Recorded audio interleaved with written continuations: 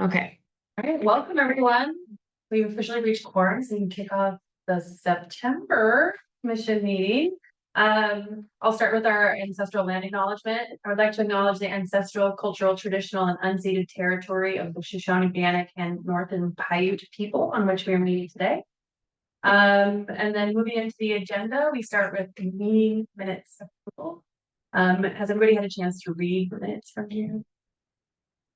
Okay. Are there any questions? Someone start a motion to pass for us. Motion to pass the minutes. Gabby, first motion. And up to you, Gabby. I seconded. Thank you. All right. Any opposed?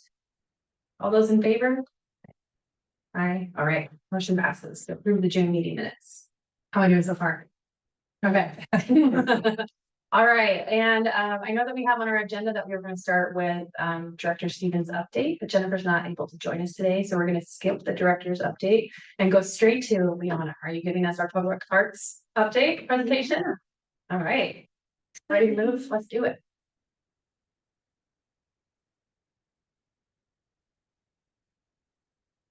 This is much of it. She's not going to make it soon, then so this is just going to be a very brief update on some recent public art projects. So I think at our last meeting, we talked really briefly about Passage, and we just wanted to let you all know that it is all the way completely complete. We got some really great photos from Brandon Luriero, who got a nighttime image and then an image of the shadows that it casts. But just a reminder, Passage was created by James Peterson of Art and Contraptions. It was funded by the Neighborhood Investment Program and the Percent for Art Fund. And this work was inspired by the agricultural heritage of the Ustick town site. This is a great picture, grass, landscaping, no fence. But the work was officially dedicated during the Neighborhoods Ustick in Bloom Festival on June 7th. We've also got Kaisho Corner. Daniel Olson took some really excellent photos during the dedication. But so we've got an image of the park and then the ribbon cutting. But this work was created by Huameng Yu and Louis Chin of Hua Studio. It was 3 artwork installations in this park integrated into the park design funded by Capital City Development Corporation. All of the works in this park were inspired by the rich and storied history of Boise and celebrate the multitude of hands and cultures that shaped this place. And the public art and the park were all dedicated on July 28th, right before Hialdi, which was an excellent stress test. The park and the art. So we've got a photograph there from Debbie Chow, who was actually one of the landscape architects of the park. And she got this great picture of the use in the park during Hialdi from the parking garage adjacent to the park space. So yeah, it got a ton of use, which was really awesome to see. And then the final project that I wanted to update you guys on is American Contradictions, a Boise Visual Chronicle exhibition. This project was a really great opportunity for public art staff to collaborate with the cultural site staff and the folks over at the Irma Heyman House. It was super fun. And we've got photographs by Vitska. But this exhibition fulfills the 2025 cycle of the Boise Visual Chronicle. It's a bi-yearly project where we commission work that depicts life and culture in Boise to become part of the Boise Visual Chronicle collection. Obviously, this year we did an exhibition. The theme was developed in collaboration with the local jury, and we asked artists to explore contradictory values that make up American identity, sort of tied to America 250. And our jury selected 8 artists to participate in the exhibition. So you can't see Ann Peterson's work because it's behind the camera, but we've got Ann Peterson, Margaret Pope, Sam Arkide, Mangina Cole, Kirsten Furlong, Heather Witt, Devin Smith, and Grace McJack, all local artists. And the jury also selected first, second, and third awards, and our staff selected a purchase award. So we purchased Margaret's work. Her work was also awarded by the jury first place. Anne's was second, and Gina's was third. And the exhibition opened last Thursday, August 28th. And there were over 100 people that came, which was really excellent. It was awesome. Excellent.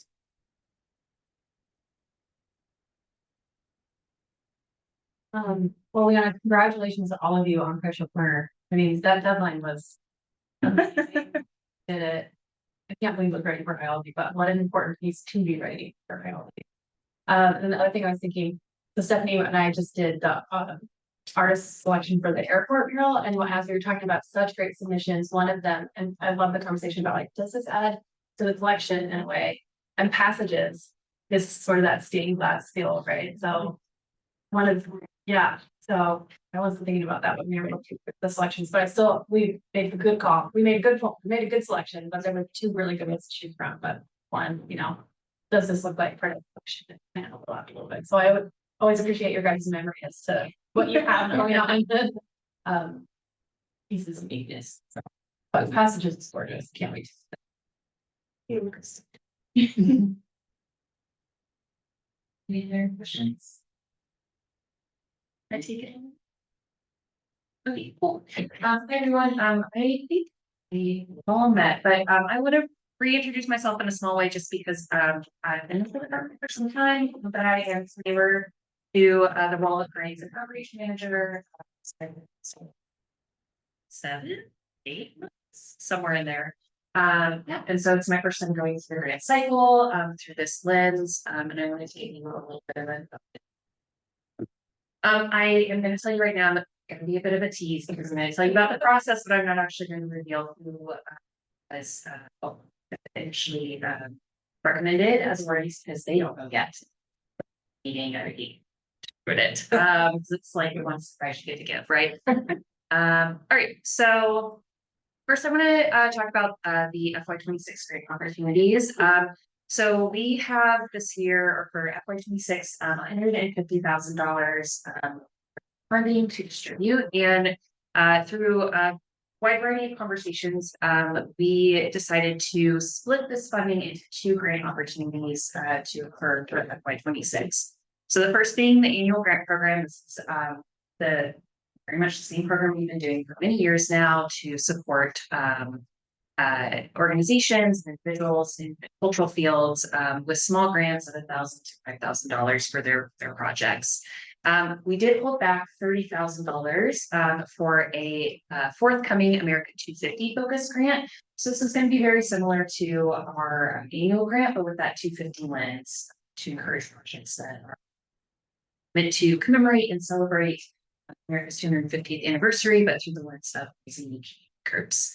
So TBA on more information on that. We'll this soon, but just wanted to make this note because this is less funding than we typically give during the annual cycle. It's only $120,000 were available for this round. And we had a lot of applications. We had 65 applications. This is 10 or 12 more than last year. So a lot of folks requested, funding. The total funding request was over $250,000. This has been, I look back through the last couple of years, pretty standard. But so double the amount of what we can give.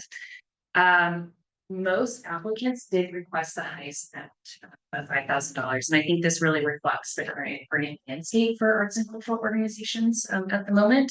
They are really seeking funding the sources that we know are going to be reliable. We had about 80% returning applicants, but 28% new applicants. So good to see some new names and faces in the mix. And then we had a panel of 7 members. So Rachel Miller served as the commissioner for this panel, and then we had 6 community members. Props to my panel, we were working in a new system this year, and they worked through some big challenges with me, so I'm very appreciative of that, so I started to do a new thing. They were fabulous. And then, of course, we reviewed and awarded based on the criteria for the grant program, so served on this panel in the past, you're familiar that we're looking for quality of application, community benefit, alignment to the city's vision, to arts and history's mission, and then a focus on accessibility and engagement to the community. Did that high level of like quality of application cut your number down in a meaningful way or not really? So like we're the Like when we do Yeah. like panels for the art, if the application is not complete or they don't answer all the questions, they Oh, don't sure. necessarily get considered, right? Oh, Was that a part of here or were those Yes. 65 complete Viable. applications? Viable, thank you. Yeah, so this was the total number. We only had one application that was not viable. Okay. And largely because they were an applicant who does not live in Boise and would wanted to do a project in Boise, but had no connections to Boise. So it's kind of a strange ask. We did still look at it, but it's not. And do you think that the applications are all really complete because you're able to provide that service and feedback before they submit? Yes, Great. yeah, I reviewed, I kept track somewhere, but many applications, yeah, so really trying to support folks who, a lot of first time do, I think I reviewed every single first time. Glad they're using them as a resource. Yeah, it was really fun, actually, I enjoyed getting the sneak peek. All right, so here is a summary of what happened. So the panel of 7 ultimately decided to recommend awards for 44 out of 65 applicants for that total funding of $120,000. There is a great mix of visual art, educational focuses, film, music, community, and other cultural groups that are in. I will say there is probably the majority is music based, whether that's choir or musical performance. But it's a really great mix overall. And then ultimately the panel, because we had many hard decisions to make, they recommended the following funding strategy. So top scoring applicants, those that received 40 out of 42 points or above, were recommended to receive their full requested amount. This was, I think, 11 or 12 applications out of this 44 then. Applicants with scores lower than 39 or lower that requested between 5,000 and 250 or 2,500, oh my gosh, numbers today, received percentage adjustments for equity. So they were, depending on how much was left, was adjusted by percentage. And then applicants that requested $2,000 or less were not subject to any of these adjustments. The panel determined that because their request was so low that they didn't see them adjusted or reduced further.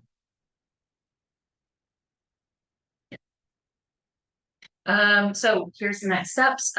Mayor and council are currently reviewing these recommendations. The review period ends this Friday. All applicants are going to be notified of their award status next week. So lots of good news to get out, of course, a little bad news too. Though there is going to be a strong recommendation to look at that America 250 grant as an additional opportunity. And then our hope is to announce all these grant recipients September 16th, 2025. Sorry, I can't tell you more. You have to wait for this press release. But are there any questions that I can answer? Yeah, Kelly, I think it's a scroll. Yeah. All right. Thank you for having me today. I'm going to do a presentation for you that I did for the public to share out the results, combining the survey and the listening session with outcomes, the findings. So I'm reporting on the survey that also includes listening sessions with the public, artists, and cultural organizations. I've got about 40 slides to go through. I'm going to go through them quickly though.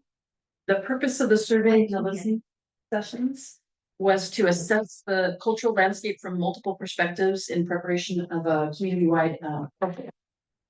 The findings will inform the writing of that plan. They'll help us to identify strategies in which the city of Boise and our partners can invest.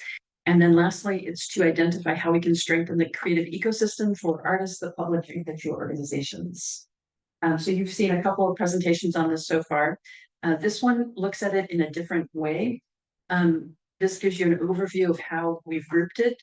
I give you a broad overview with some initial insights. I talk about some of the financial challenges we found, some workforce challenges, volunteer opportunities, space challenges and venues, physical and financial accessibility, social accessibility, marketing, promotion, and audience reach, partnerships and networking issues, and then we're going to talk about some next steps.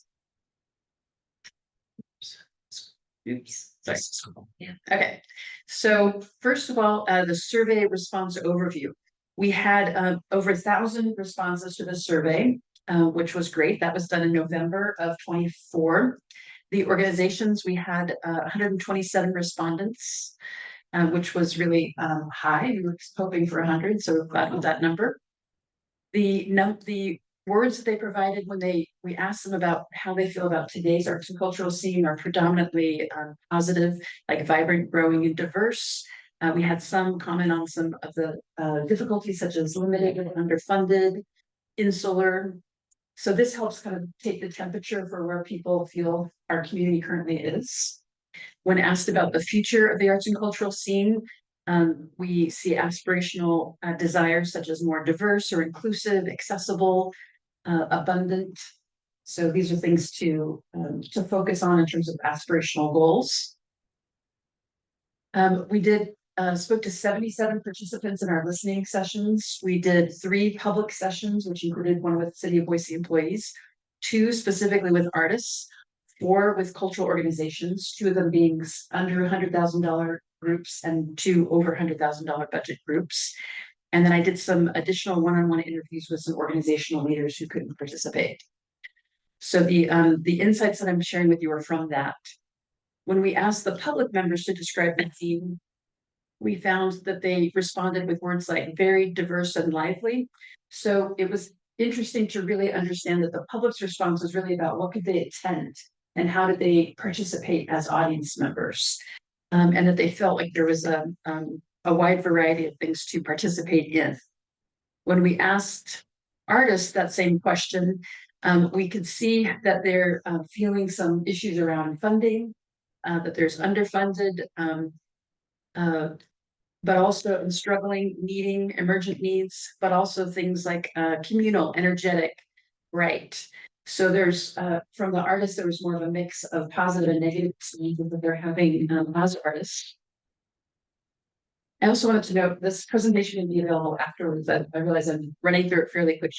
So if you want it afterwards, please let us know. Cultural organization leaders were predominantly focused on the growing aspect of our community that's inspiring, exciting, vibrant. I would say that the organizational leaders were pretty squarely optimistic about the current state of the art scene. Some big picture insights that we took away. COVID-19 has really had a lasting effect on our community. It's changed audience behaviors. Participant numbers for organizations have not returned to pre-COVID numbers.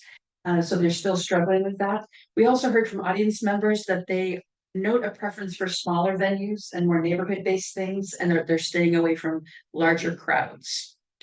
Artists and arts organizations noted that they were highly entrepreneurial, that they're earning income from a variety of sources, and that was driven by need, but also by their strengths. Organizations are challenged financially with rising rents, property values, and limited venue options. We also, we did our listening sessions in May when we were just starting to hear the shift of some national and state arts funding. So there were some common fears and concerns about increased competition for grants and donations, and feeling that private philanthropy was not filling the gaps of what they were losing. In Boise's cultural scene, we also really saw that our scene is maturing.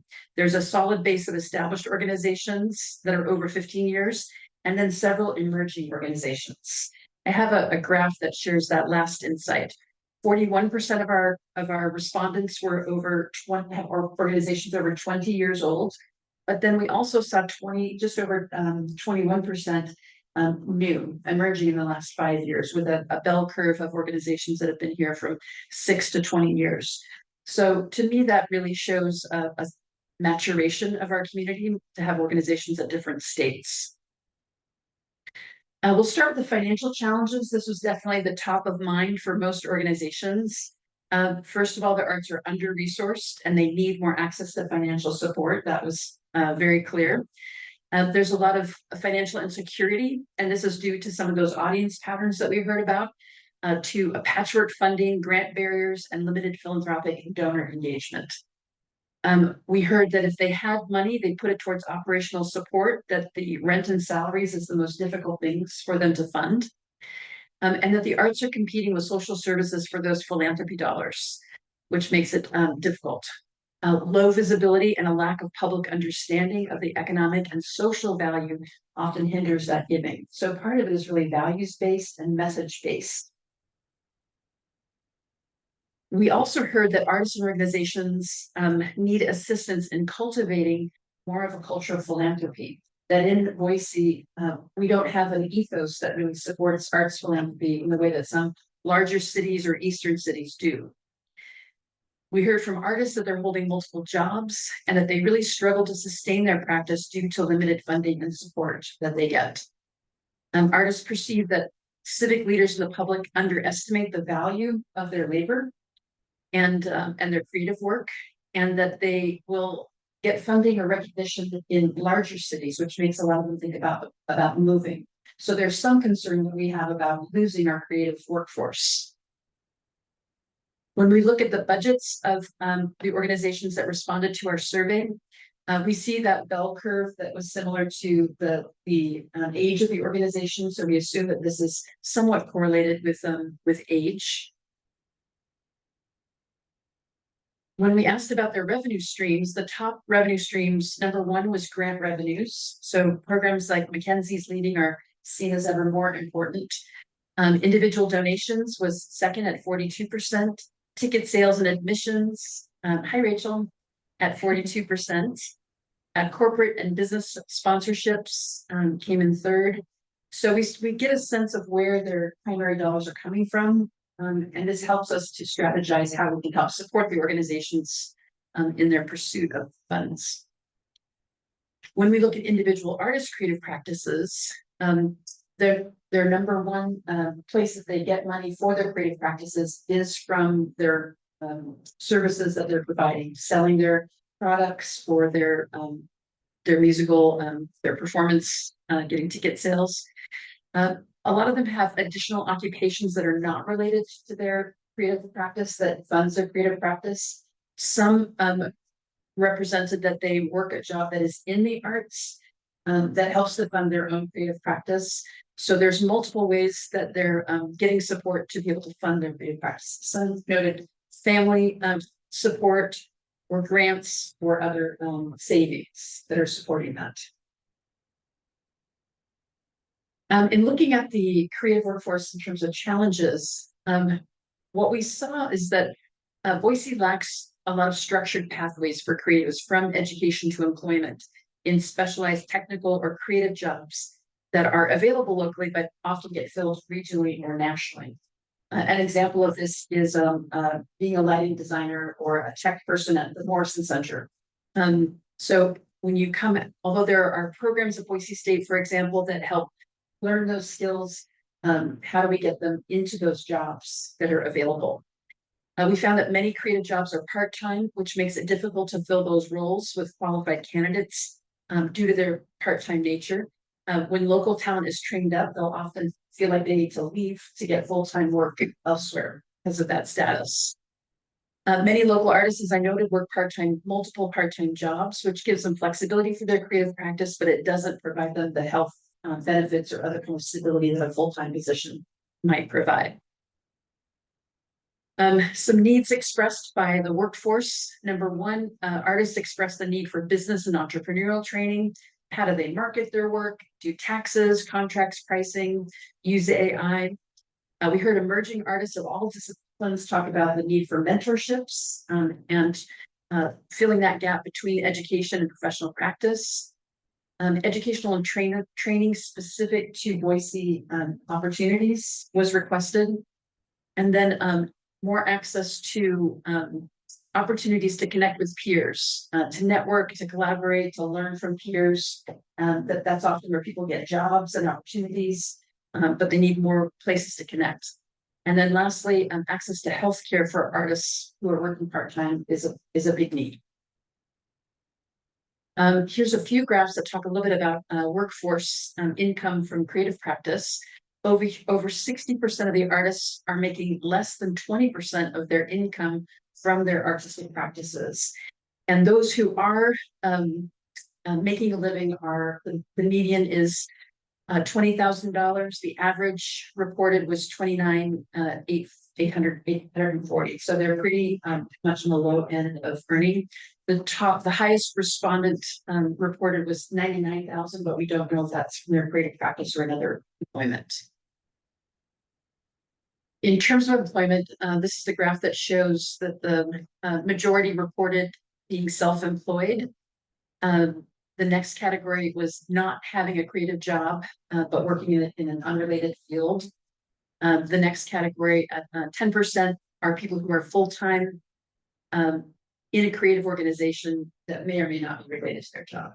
So artists are really kind of all over the map in terms of where their employments are. We asked cultural organizations about their full-time employee count. Just under 53% have 1 to 5 employees.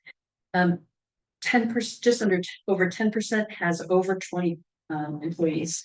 So this correlates somewhat to the age of the organizations in terms of the bell curve, but it's higher on the end of having fewer employees.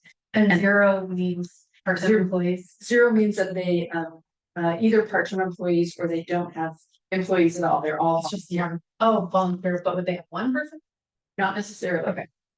So when we go to part-time employee count, here we see at 32%. So there may be organizations who they're all volunteer run, or they only have part-time, or they only have a full-time. So this curve looks pretty similar to our full-time curve. We asked organizations about volunteer, and this was trying to understand it really from both sides, from the public experience of volunteering for organizations, and then also how organizations are using or employing volunteers. We found that volunteers are considered vital to the cultural sector, and they are used in some really targeted ways. For instance, the Idaho Shakespeare Festival uses them as their ushers. Art in the Park is now the only way that the art museum uses volunteers, which has really shifted over the years. However, we found that interns, while some organizations use interns, there were some conflicts that organizations expressed. Some don't have money to pay them, but there was an ethical concern about not having money to pay them. So that was identified in this conversation. What we found is many cultural organizations have difficulty identifying what would an appropriate job be for interns or volunteers that would be mutually beneficial. What we heard from cultural organizations is that they wanted volunteers to build their organizational capacity and community support, but they have issues regarding liability of the volunteers. How do they supervise all the volunteers? And then the training challenges. What we heard from the public was that they wanted to volunteer primarily to get access to events or financial benefit, and to find belonging actually to those organizations and to support those organizations. So there's not a full correlation in terms of what the public wants from a volunteer experience and what the organizations want. So trying to identify more formative opportunities is something that we're thinking about. There was also a desire to facilitate mentorship and skill building in the organization. But again, capacity to do this among the staff was identified as a limitation. So we're not solving it here, we're just identifying what some of the issues are. When asked about the volunteer count of organizations, 37% noted that they don't use them at all. Some of that are cultural industries, like architecture firms or design firms that would not use volunteers. And some of that are organizations like the Cabin that predominantly does not use volunteers as a choice. 20% had 1 to 5 volunteers. The largest number after that was 21 to 50. We had 13% that use that amount. So we see that there is use of volunteers across organizations. So this is an area I'd like to study more to better understand about the relationships between volunteers and organizations. Space challenges was another thing that was discussed in great depth. Keeping affordable and accessible space is the foremost concern of most organizations that don't own their own buildings. The rent is rising, and that's pushing artists out of creative spaces in Boise, pushing them to Garden City or other smaller cities in nearby places. This limited venues also makes it really hard to showcase work and build those audiences. Those that do own their own buildings or those that are in city-owned buildings talked about the need to raise capital to do renovations or repairs that were needed on those buildings. There was no central, consistent, inclusive, or affordable space for collaboration, performance, and networking for artists. That said, I do want to note that there are many cultural organizations with their own buildings that support the communities. I've identified in the slide some that were mentioned. These fill important community gaps, but they all also have their own mission upon which to focus and can't meet all the needs and gaps that are occurring. But I want to extend my gratitude to all those organizations that were mentioned that provide space for those that don't have spaces of their own. I think LED is offering their new facility in that way, but in Garden City. Yes. Right. Yep. When we ask the public where they go to attend events, 92% identify that they go to downtown locations. After that, just under 60% are going to Garden City. So Garden City is a rising choice of a location for cultural activities. Just over 45% are going to neighborhoods that are outside of downtown. We also noted that artists are more likely to go to events when they travel than the general public, which we thought was interesting. When we asked where the public prefers to engage with arts and culture, the #1 place they mentioned were free venues like the library or park locations or community centers. After that, they identified cultural centers, museums, music, film performances. So they're going to also schools, universities, colleges are important for attending, and then more informal places like coffee shops and restaurants. When we asked what type of activities they're attending, the #1 type of activity are visual arts activities. But then after that, it was the full range of heritage performances, performing arts events in different categories, film, literary. So we see that people are engaging in multiple types of activities. We asked about physical and financial accessibility. What we heard was that many venues lack full ADA compliance, which makes it exclusionary to artists and audience who have disabilities. We also heard high ticket prices limit access for families, retirees, teachers, and younger audiences, while any events that are free or low cost in public venues are highly valued by the public audiences. The public expressed a desire for things like same-day discounting, more volunteer for entry opportunities, like we discussed in the volunteer section, or subsidized tickets for seniors or youth or students to make things more accessible. People also talked about, particularly seniors, that while they go to downtown events, there are transportation issues and parking issues that make it a little bit of a barrier for them to participate. We also heard about social accessibility. There's still equity gaps in accessing careers for creative opportunities among the disabled and marginalized community members who we spoke with. We heard from seniors and people with disabilities, and particularly parents with young children, that they have compounded barriers to participation. such as time or childcare or other caregiving needs. Participating in cultural events is really not just about the aesthetic interest, but it's this desire for social connection. So those intermissions in the middle of the play are really important for social connection as much as they are for the enjoyment of the play itself. We heard from organizations that they're striving to build a more inclusive, family-friendly, and accessible cultural experience, and that belonging is really central to the work that they're doing. We heard from attendees that when they're in an environment where they see familiar faces and they feel represented on the stage or on the wall, that is really important to them. It builds community, and that's part of why they go out to events. We heard from respondents, particularly the public members, that they're looking for smaller venues and events that have live music or that are in their neighborhoods that are free and low cost. So that's social and financial accessibility. We asked people about who they attend events with. The number one response was with friends. Number two is with their partner or spouse. Number three is that they attend alone, which I find that a really important thing to identify. I go to a lot of things myself, but that feeling that you're never truly alone because you end up seeing people that you know or connect with. So this is helpful, I think, just to think about how we're selling tickets or attracting audiences.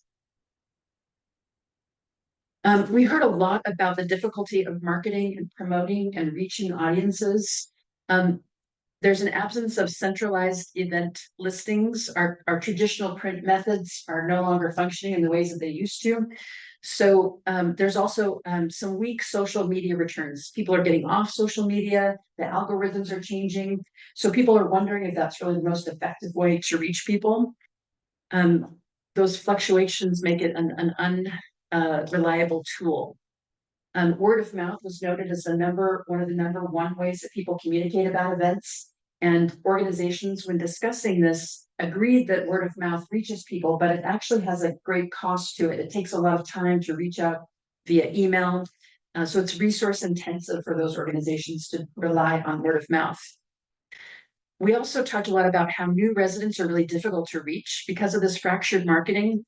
They're not quite sure how to find new residents and how to make sure that they're informed about the activities that are going on. Artists talked about promotion and marketing being really overwhelming, that artists and organizations lack the resources to do it effectively. And they're not quite sure what to do. They feel like they're kind of shouting into a void and not sure who the marketing is reaching. When we asked organizations tools for marketing, word of mouth was number one. Number two was social media. 3 was organizational websites. 4 was direct email and marketing and newsletters. And then we see the more traditional things like community calendars, print advertising, digital advertising coming in lower. So people are still doing it, but it isn't what they go to as their number one.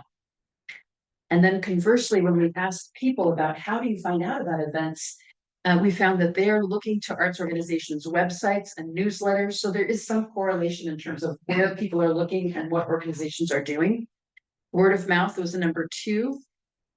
3 was local events calendars or newspapers. Some are looking to the city of Boise, to the Arts and History website, traditional flyers. So it's a bit of a scattershot method in terms of how people are finding out what to do. Hey, Mackenzie, that the lovely flyer that you all put together, that's like what's ahead, that is only department sponsored. That's That department facilitated or funded, yeah. So grantees that are funded are also in there.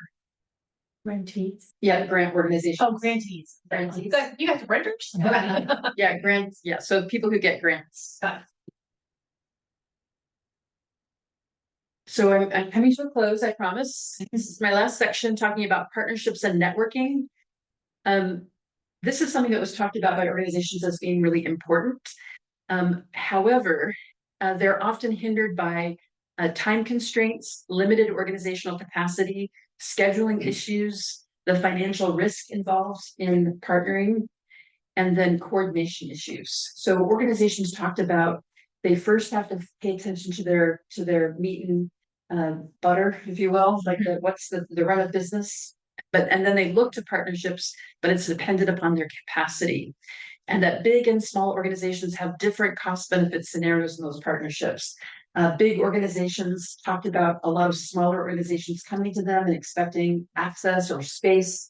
But if it's not a truly reciprocal exchange, then those big organizations are going to say no, because they feel like they need to get something out of that relationship as well. We also heard that people appreciate the director to director conversations that happen in our community, but there's a desire for more opportunities for staff at different levels to engage and learn from each other. And our listening sessions, we have a lot of staff members who were program managers, the controllers, people at different levels, and they wanted more of that kind of engagement activity. We found that people were talked a lot about how artists and cultural organizations are spread out throughout the valley, that an artist doesn't stop at the city of Boise's border. And there were calls to ask us, how do we partner better with Garden City or Eagle or Meridian or Nampa, and recognize that our artists and our arts organizations are really not limited by that geography.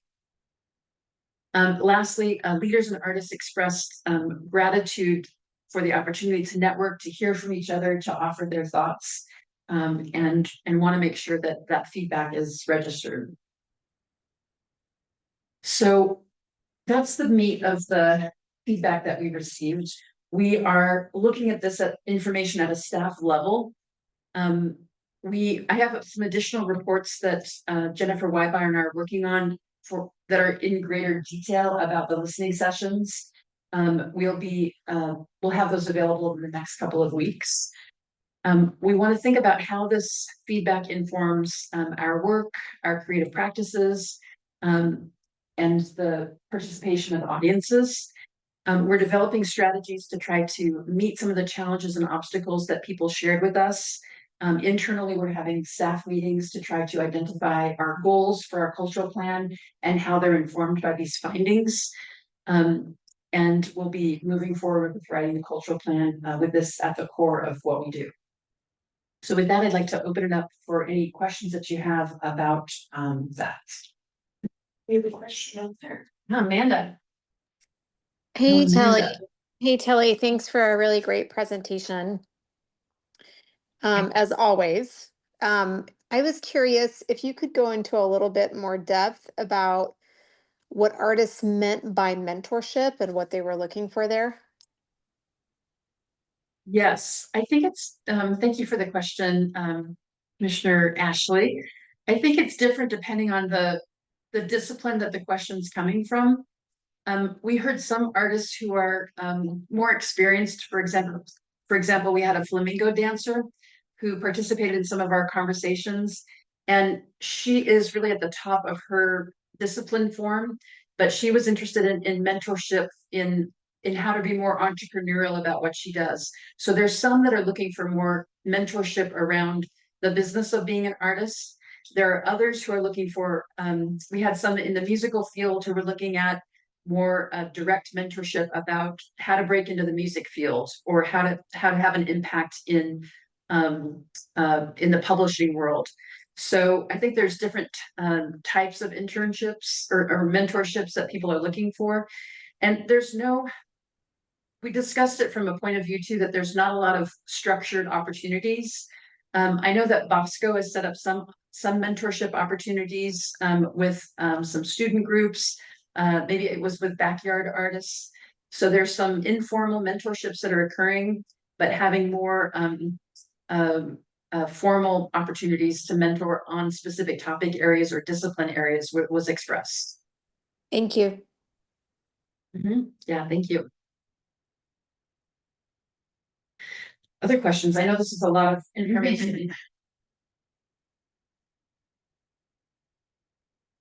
I think this is so much that you guys have to navigate, and I can't imagine trying to think about the next step, like the big plan. That's going to be such a huge undertaking, obviously.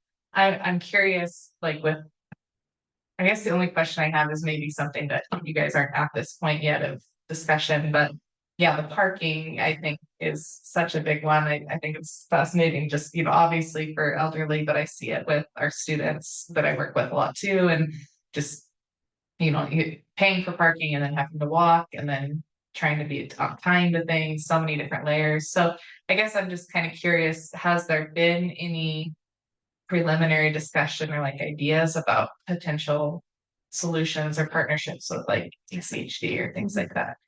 No, we're not at that level of detail yet to respond to the challenges. Right now, the discussion that we're having at a staff level is really starting to try to identify what is within our purview that we can affect. Yeah. And what is it that we need to look to partnerships to try to affect that are either in the public realm or in other public agency realms. Mm. And so that's part of what we'll be teasing out right now, we've just been trying to soak in the findings and to truly understand what those issues are, and then to understand how it relates to the work that we do. So we just finished updating our internal strategic plans. So part of it is looking at, you know, what is this that we touch, and then what is it that we really need to just kind of put out in the community that we need partnerships or support with to try to address. Yeah, I think that I appreciate how you said that because it seems that so much of the feedback is so dependent on many other organizations' participation, and that's gotta be tough. So sorry, that's not more question or comment. Yeah, and it's on so many things, like, I mean, there's a lot of different opportunities. Amanda, I'd look to you directly, and I think that there would be an interesting way to look at all this information and to look at how does what Boise State is doing, how does it interact with what the types of things that we're looking at, and where are opportunities of partnerships across those. Yeah, I'm happy to do that. Happy to have those conversations. Yeah, thank you. So I think that's part of where we go next, is talking to partners and categorizing some of these obstacles or challenges and opportunities, and then seeing who are the partners that we might address these with. Yeah, absolutely. That makes sense. I'm sure you have tons of creative solutions in your mind, and the hard part will be which ones you actually get to do. Yeah, and it also is partly putting forward recommendations, but it's what's important to the mayor's office, what's important to the city as a whole. We've had some internal conversations about how this isn't really our job solely, it's also the Parks Department and Energize Our Neighborhood Department and the mayor's office. So trying to put together this information that we can share with our other city partners as well, to determine what can we do as a citywide front.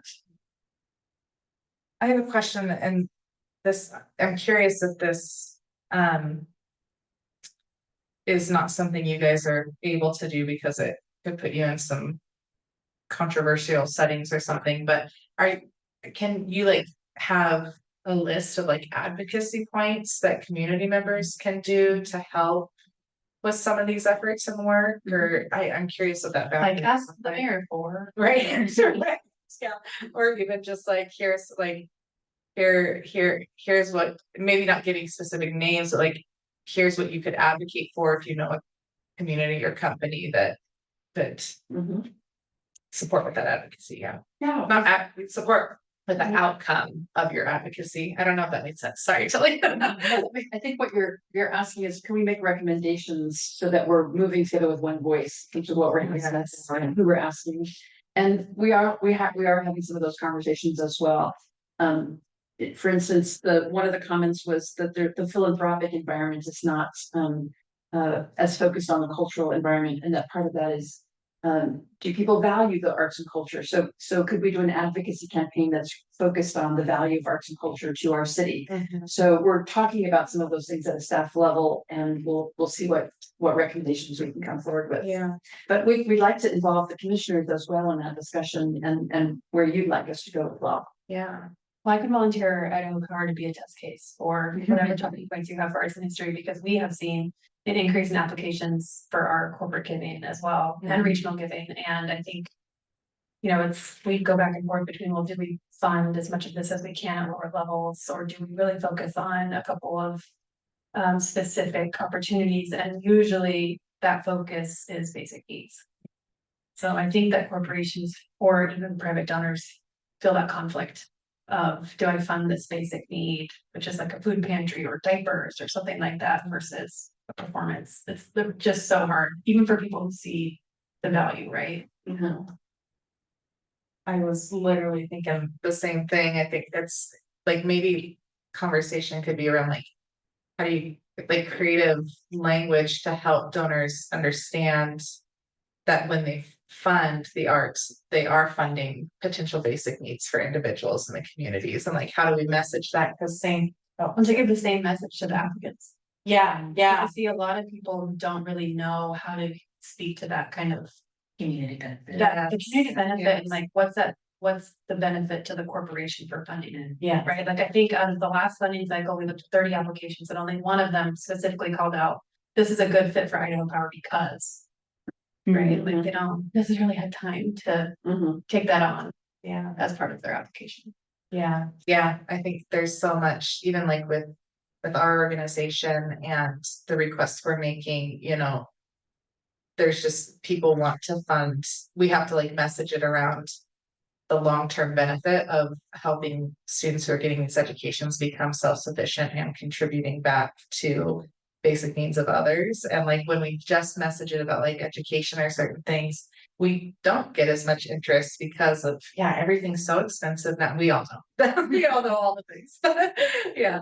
So I think one of the things we talk about internally is that there's an assumption that arts and culture will always be a part of Yeah. Boise. But the truth is that we found in this is that there's a fragility to that system and that it's not a guarantee. And that, but that's also jobs, it's workforce development. It's what attracts people to be in this area. Okay. So if we think about the loss of those things, will Boise be the same? I think it's hard for people to kind of think about all those steps. Yeah, and it's so unfortunate that it's a field where I think there's so many assumptions or expectations that people are just doing free labor because it's a hobby, right? Rather than like actually contributing to something really valuable. And yeah, Definitely. it's. I'm just sorry. Here's one solution for parking. Mhm. It doesn't help my dad, who doesn't want to use the parking app. But my family has found a lot of value in the parking app because if things change while we're out, we can update it from our phone, right? Not have to go call the kids back to hit the meter again. So it doesn't help everybody. It just helps people who use the app. But of course, department sponsored community or arts events, you get a parking code to put into the Park Boy app. It's a good one. You can scan it while you're there. That's a good partnership. Thank you. I think that the good news from all of this is that we have more information so that we can make Yeah. recommendations based on real data and real input rather than our assumptions on the experiences of our community. So we're really grateful to have this data to be able to work with. This is an incredible undertaking that you guys you've managed and navigated, and yeah, very well done. Thank you. Thank you, Tim. Thank you. We're just about time, so I'm going to stop talking and hand it back to Jillian. Perfect timing. Oh. Any other questions for Tilly or other presenters? All right, let me check my notes. There being no further business before the commission, I would entertain a motion to adjourn. A motion to adjourn. Kathy motions to adjourn. Do I have a second? Second. Kathy seconds. Thank you. All those in favor? Any opposed? Hearing none, the meeting is adjourned. Thank you so much. Thank you. Thanks, you guys. Bye, Nan and Rachel.